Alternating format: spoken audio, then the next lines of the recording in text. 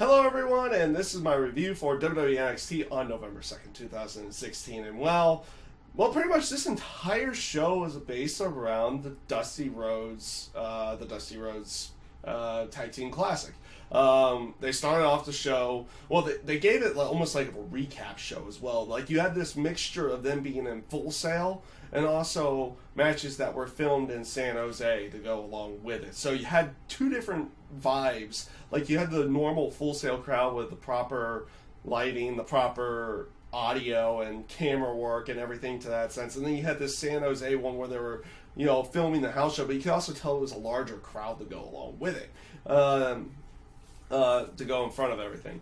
They started off the show, they were doing multiple recaps. Like, you had this person doing a recap of who's going to be facing who next and everything to go along with it. They started off everything with what was supposed to be TM61 going up against Austin Aries and Roderick Strong, but due to the eye injury that Austin Aries suffered from Shinsuke Nakamura, he was unable to have a match. So William Regal was there and said, if it's all right with both of you, if it was all right with TM61, he was going to make it a one-on-one match. Somebody goes up against Roderick Strong, and it was Shane Thorne who went up against him. And I even like the aspect of Austin Aries being so confident to go along with this. It was like, he didn't even play off as like a cowardly heel, saying it was like, oh no, you need to wait until we can actually both be in a match together and everything to that sense. Like, no, this will be a piece of cake, and he says Roderick Strong will just win. So I even like that aspect. The one thing that turns a little bit weird is that now the team that goes on is going to be decided in a one-on-one match, which plays into something else that they did a little bit later on to go along with it. But I think it was more for storyline-wise with the other one. But overall, Shane Thorne and Roderick Strong, I thought was a good match. Shane Thorne going over in the end with a little bit of help at the end with a distraction, as Austin Aries was, even though not allowed to compete, he was allowed to do distracting and everything in that sense. And Shane Thorne ends up picking up the victory that way. Really good match from both sides. Honestly, most matches this week ended up being pretty darn good to go along with it. There's not much more to say about that match other than it was a good match between the two of them. So after that match, they had what was supposed to be Ciampa and Gargano going up against the Revival, so DIY versus the Revival. Dawson comes out on crutches, and I think this is where they're playing up more of storyline, because they're saying, because he was playing up how injured his knee was at that point. He even mentions body parts that weren't even part of his knee, like muscles or ligaments that aren't even part of his knee to go along with it. So the Revival just forfeit. Doesn't really seem very much Revival, especially after the aspect that we just saw a one-on-one match determine who went to the next round to go along with it. A little bit weird in that sense of everything, but relatively good promo from both Dash and Dawson to go along with everything, and it just kind of plays up a little bit more of the storyline between them and Ciampa and Gargano.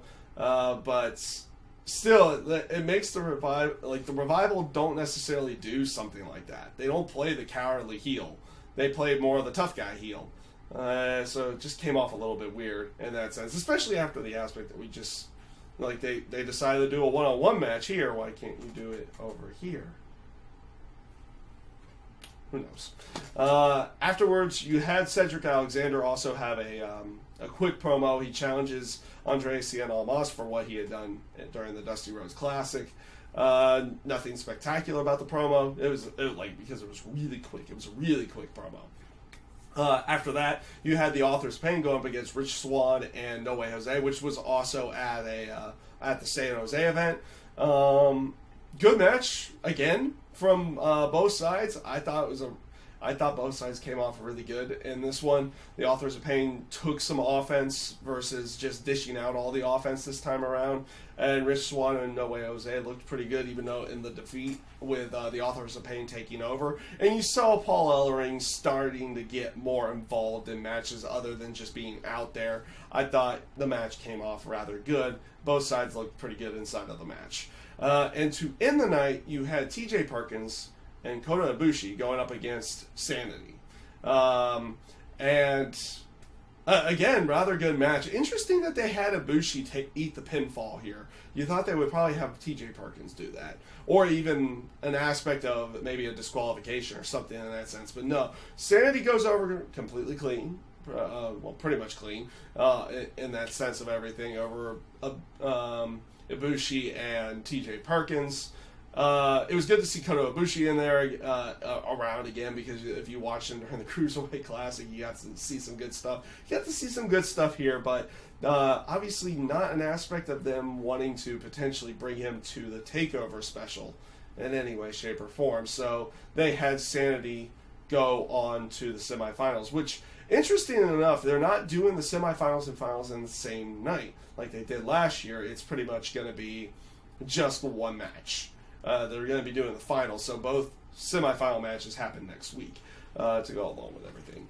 Overall, not a bad NXT. It focused completely around the Dusty Tag Team Classic to go along with it. You got some good matches and no real build-up towards anything else. You're just kind of building that tag tournament to whatever the finals are going to be, and you play off of that to go along with it. So overall, it came off as a very heavy wrestling show to go along with it, but came off as a rather good one because the matches that they put on were pretty good to go along with everything. So NXT came off rather well this week, though I did not like how the revival was used or anything in that sense, and it did come off a little bit weird with the switching over from Full Sail to San Jose and everything in that sense, because you had two different types of audio, two different types of camera work. One that you would typically get through the Full Sail side, and then one like they're just taping house shows at this point. So it was a little weird in that sense, but it did come off rather well in the end. So that being said, that is my review for WWE NXT this week. I thank you guys for watching, and I hope you have a great day.